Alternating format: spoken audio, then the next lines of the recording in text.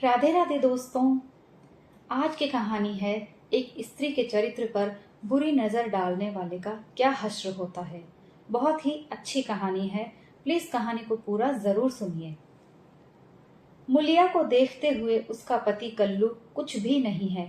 फिर क्या कारण है कि मुलिया संतुष्ट और प्रसन्न है और कल्लू चिंतित और शंकित। मुलिया को कौड़ी मिली है, उसे दूसरा कौन पूछेगा। कल्लू को रत्न मिला है, उसके सैकड़ों ग्राहक हो सकते हैं। खासकर उसे अपने चचेरे भाई राजा से बहुत खटका रहता है। राजा रूपवान है, रसिक है, बातचीत में कुशल है, स्त्रियों को रिझाना भी जानता है। इससे कल्लू मुलिया को बाहर नहीं निकलने देता। उस पर किसी की निगाह भी पड़ जाए, ये उसे असहनीय है। वो अब रात दिन मेहनत करता है, जिससे मुलिया को किसी बात का कष्ट ना हो। उसे न जाने किस पूर्व जन्म के संस्कार से ऐसी स्त्री मिल गई है। उस पर प्राणों को न्योछावर कर देना चाहता है। मुलिया का कभी सिर भी दुखता है तो उसकी जान निकल जाती है। मुलिया का भी यही हाल है। जब तक वो घर नहीं आता, मछली की भांति तड़पती रहती है। गांव में कितने ही युवक हैं जो मुलिया से छेड़छाड़ करते रहते हैं, पर उस युवती की दृष्टि में कुरूप कलुआ संसार भर के आदमियों से अच्छा है। एक दिन राजा ने कहा, भाभी, भैया तुम्हारे योग्य न थे। मुलिया बोली, भाग्य में तो वही लिखे थे, तुम कैसे मिलते। राजा ने मन में समझा, बस अब मार लिया है। बोला, विधि ने यही तो भूल की। मुलिया मुस्कुराकर बोली, अपनी भूल तो वही सुधारेगा। राजा निहाल हो गया। तीज के दिन कल्लू मुलिया के लिए लट्ठे की साड़ी लाया। चाहता तो था कि कोई अच्छी साड़ी ले, पर रुपए न थे और बजाज से उधार न माना। राजा भी उसी दिन अपने भाग्य की परीक्षा करना चाहता था। एक सुंदर चुंदरी लाकर मुलिया को भेंट की। मुलिया ने कहा, मेरे लिए तो साड़ी आ गई है। राजा बोला, मैंने देखी है, तभी तो मैं इसे लाया। तुम्हारे लायक नहीं है। भैया को किफायत भी सूझती है तो ऐसी बातों में। मुलिया कटाक्ष करके बोली, तुम समझा क्यों नहीं देते। राजा पर एक कुल्हड़ का नशा चढ़ गया। बोला, बूढ़ा तोता नहीं पड़ता है। मुलिया ने कहा, मुझे तो लट्ठे की ही साड़ी पसंद है। राजा बोला, जरा ये चुंदरी पहनकर देखो, कैसी खिलती है। मुलिया ने कहा, जो लट्ठा पहनाकर खुश होता है वो चुंदरी पहन लेने से खुश ना होगा। उन्हें चुंदरी पसंद होती तो चुंदरी ही लाते। राजा ने बोला, उन्हें दिखाने का काम नहीं है। मुलिया आश्चर्य से बोली, मैं क्या उनसे बिना पूछे ले लूंगी। राजा, इसमें पूछने की कौन सी बात है। जब वो काम पर चला जाए तो पहन लेना, मैं भी देख लूंगा। मुलिया ठट्ठा मारकर हंसती हुई बोली, ये ना होगा देवर जी, कहीं देख लें तो मेरी शामत ही आ जाए। इसे तुम ले जाओ। राजा ने आग्रह करके कहा, इसे न लोगे भाभी तो मैं जहर खा के सो रहूंगा। मुलिया ने साड़ी उठाकर आले पर रख दी और बोली, अच्छा लो, अब तो खुश। राजा ने उंगली पकड़ी, अभी तो भैया नहीं है, जरा पहन लो। मुलिया ने अंदर जाकर चुंदरी पहन ली और फूल की तरह महकती दमकती बाहर आई। राजा पहुंचा, हाथ पकड़ने को फैलाया। बोला, ऐसा जी चाहता है कि तुम्हें लेकर भाग जाऊं। मुलिया उसी विनोद भाव से बोली, जानते हो तुम्हारे भैया का क्या हाल होगा। ये कहते हुए उसने किवाड़ बंद कर लिए। राजा को ऐसा मालूम हुआ कि थाली परोस कर उसके सामने से उठा ली गई। मुलिया का मन बार बार करता था कि चुंदरी कल्लू को दिखा दे, पर नतीजा सोचकर रह जाती थी। उसने चुंदरी रख क्यों ली। उसे अपने ऊपर क्रोध आ रहा था, लेकिन राजा को कितना दुख होता। क्या हुआ, उसकी चुंदरी क्षण भर पहन लेने से उसका मन तो रह गया, लेकिन उसके प्रशांत मानस सागर में ये एक कीट आकर उसे मथ रहा था। उसने क्यों चुंदरी रख ली। क्या ये कल्लू के साथ विश्वासघात नहीं है। उसका चित्त इस विचार से विकल हो गया। उसने मन को समझाया, विश्वासघात क्यों हुआ, इसमें विश्वासघात की बात है। कौन वह राजा से कुछ बोली, जरा सा हंस देने से अगर किसी का दिल खुश हो जाता है तो इसमें क्या बुराई है। कल्लू ने पूछा, आज रज्जू क्या करने आया था? मुलिया की देह थर थर कांपने लगी। बहाना कर गई, तमाकू मांगने आए थे। कल्लू ने भवें सिकोड़कर कहा, उसे अंदर मत आने दिया करो, अच्छा आदमी नहीं है। मुलिया बोली, मैंने कह दिया तमाकू नहीं है तो चले गए। कल्लू ने अपनी तेजस्विता के साथ कहा, क्यों झूठ बोलती है? वो तमाकू मांगने नहीं आया था। मुलिया, तो और यहाँ क्या करने आते? कल्लू, चाहे जिस काम से आया हो, तमाकू मांगने नहीं आया। वो जानता था मेरे घर में तमाकू नहीं है, मैं तमाकू के लिए उसके घर गया था। मुलिया की देह में काटो तो लहू नहीं।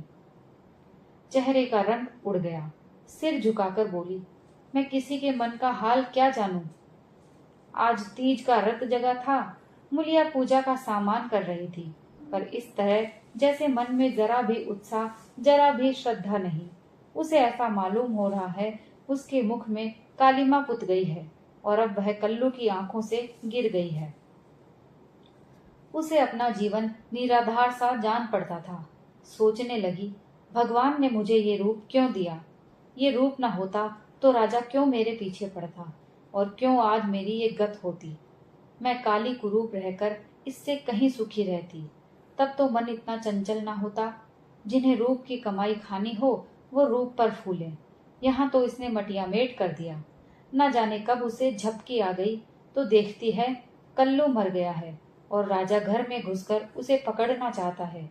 उसी दम एक बूढ़ी स्त्री न जाने किधर से आकर उसे अपनी गोद में ले लेती है और कहती है, तूने कल्लू को क्यों मार डाला?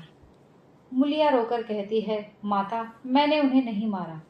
बुढ़िया कहती है, हाँ, तूने छुरी कटार से नहीं मारा। उस दिन तेरा तप छीन हो गया और इसी से वो मर गया। मुलिया ने चौकन्नी आंखें खोल दी। सामने आंगन में कल्लू सोया हुआ था। वो दौड़ी हुई उसके पास गई और उसकी छाती पर सिर रखकर फूट फूट कर रोने लगी।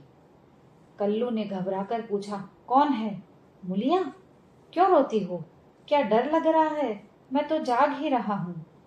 मुलिया ने सिसकते हुए कहा, मुझसे आज एक अपराध हुआ है, उसे क्षमा कर दो। कल्लू उठ बैठा। क्या बात है? कहो तो, रोती क्यों हो? मुलिया बोली, राजा तमाकू मांगने नहीं आया था, मैंने तुमसे झूठ कहा था। कल्लू हंसकर बोला, वो तो मैं पहले ही समझ गया था। मुलिया, वो मेरे लिए चुंदरी लाया था। कल्लू बोला, तुमने लौटा दी? मुलिया कांपती हुई बोली, मैंने ले ली, कहते थे मैं जहर माहर खा लूंगा। कल्लू निर्जीव की भांति खाट पर गिर पड़ा और बोला, तो रूप मेरे बस का नहीं है। देव ने कुरूप बना दिया तो सुंदर कैसे बन जाऊं? कल्लू ने अगर मुलिया को खौलते हुए तेल में डाल दिया होता तो भी उसे इतनी पीड़ा न होती। कल्लू उस दिन से कुछ खोया खोया सा रहने लगा। जीवन में ना वो उत्साह रहा, ना वो आनंद। हंसना बोलना सब भूल गया।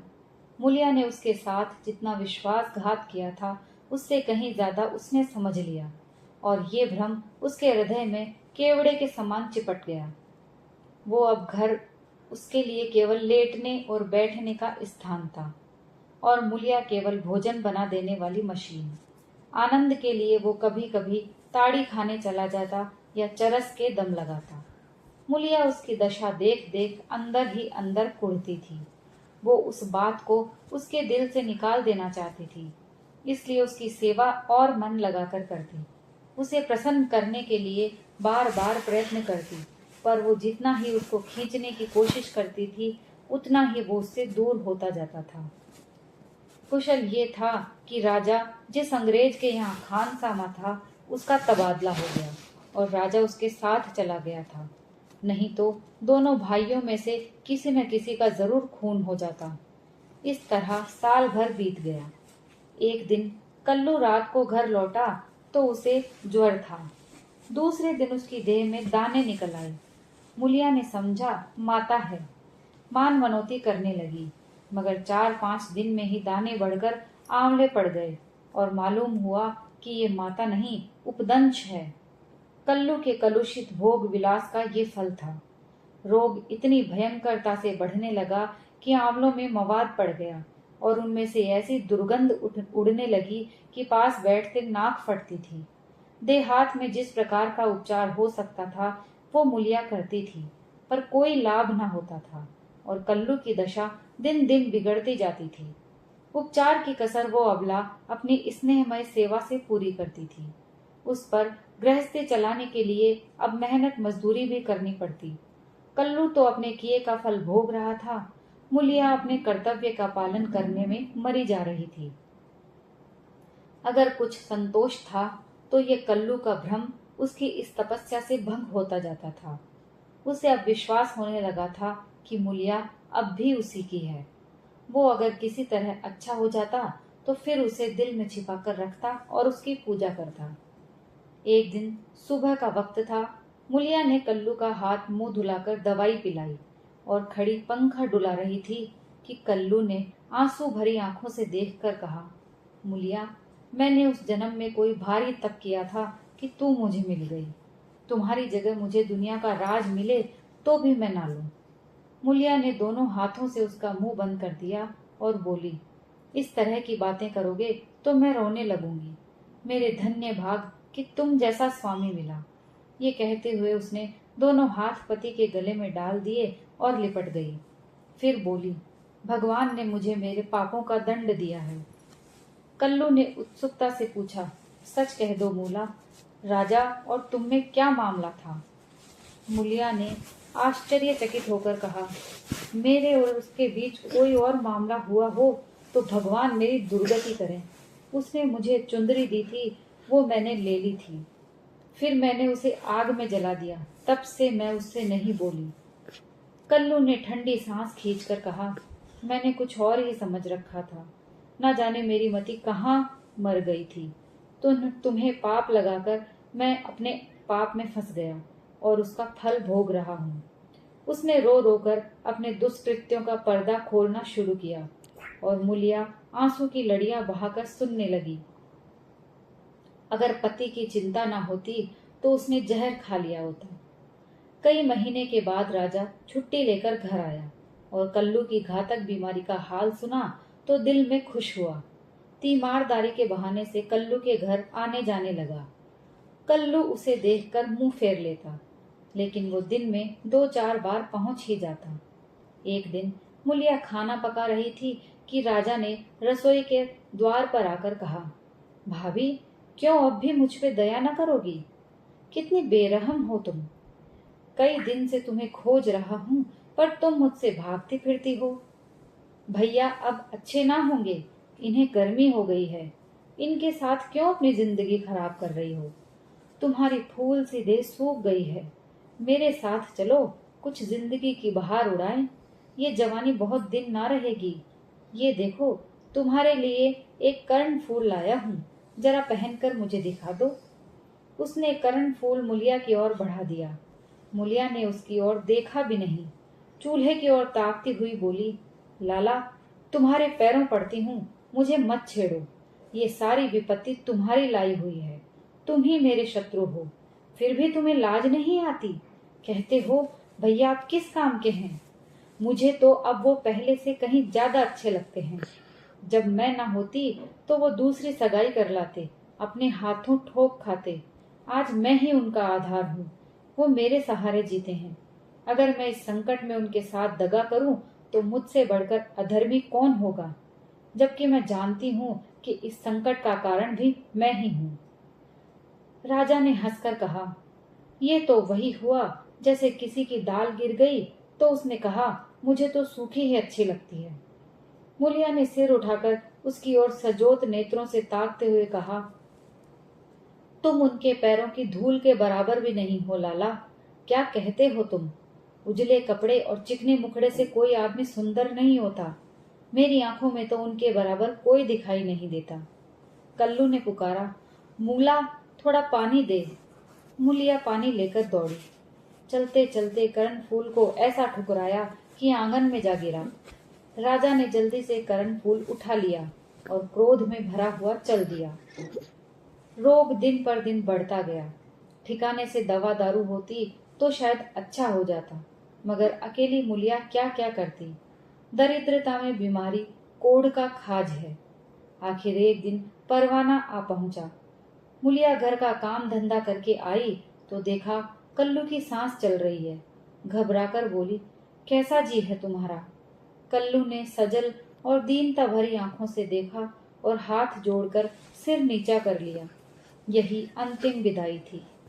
मुलिया उसके सीने पर सिर रखकर रोने लगी और उन्माद की दशा में उसके आहत हृदय से रक्त की बूंदों के समान शब्द निकलने लगे।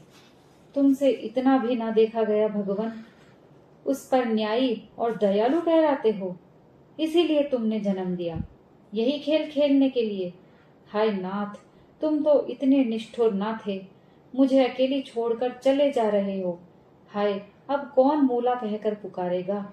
अब किसके लिए कुएं से पानी खींचूंगी, किसे बिठाकर खिलाऊंगी, पंखा डुलाऊंगी? सब सुख हर लिया तो मुझे भी क्यों नहीं उठा लेते? सारा गांव जमा हो गया।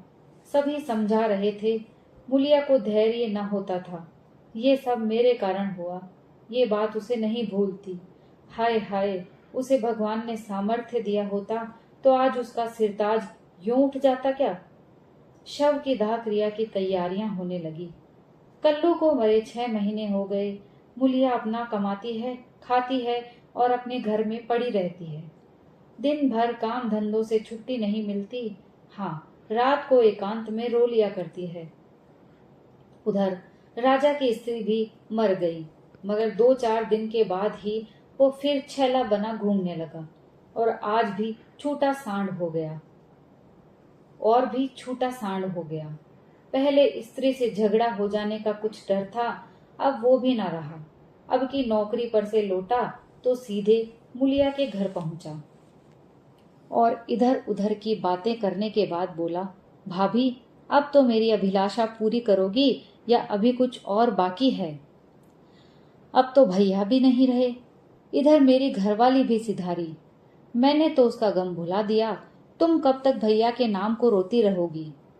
मुलिया ने घृणा से उसकी ओर देखकर कहा, भैया नहीं रहे तो क्या हुआ? भैया की याद तो है, उनका प्रेम तो है, उनकी सूरत तो दिल में है, उनकी बातें तो कानों में हैं। तुम्हारे लिए और दुनिया के लिए वो नहीं है, मेरे लिए वो अब भी वैसे ही जीते जागते हैं। मैं अब भी उन्हें वैसे ही बैठे देखती हूँ। पहले तो देह का अंतर था, अब तो वो मुझसे और भी करीब हो गए हैं और जो जो दिन बीतेंगे और भी करीब होते जाएंगे।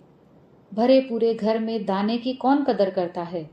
जब घर खाली हो जाता है तब मालूम होता है कि दाना क्या है। पैसे वाले पैसे की कदर क्या जाने। पैसे की कदर तब होती है जब हाथ खाली हो जाता है, तब आदमी एक एक कौड़ी दांत से पकड़ता है। तुम्हें भगवान ने दिल ही नहीं दिया, तुम क्या जानो सोहबत क्या है। घरवाली को मरे अभी 6 महीने भी नहीं हुए और तुम सांड बन बैठे। तुम मर गए होते तो इसी तरह वो भी अब तक किसी के पास चली गई होती। मैं जानती हूँ कि मैं मर जाती तो मेरा सिरताज जन्म भर मेरे नाम को रोया करता। ऐसे ही पुरुषों की स्त्रियां उन पर प्राण देती हैं।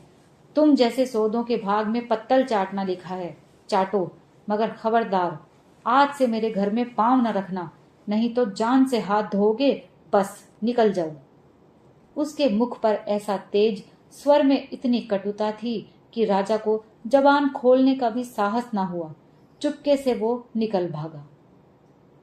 दोस्तों, ये कहानी यहीं समाप्त होती है। आपको कहानी पसंद आई हो तो प्लीज लाइक और शेयर कीजिए और कमेंट करके जरूर बताइए। और अगर आप मेरे चैनल पर नए हैं तो प्लीज मेरे चैनल को सब्सक्राइब कर लीजिए और अच्छी कहानियां देखने के लिए मेरे एक और चैनल कहानी घर पर भी विजिट कीजिए।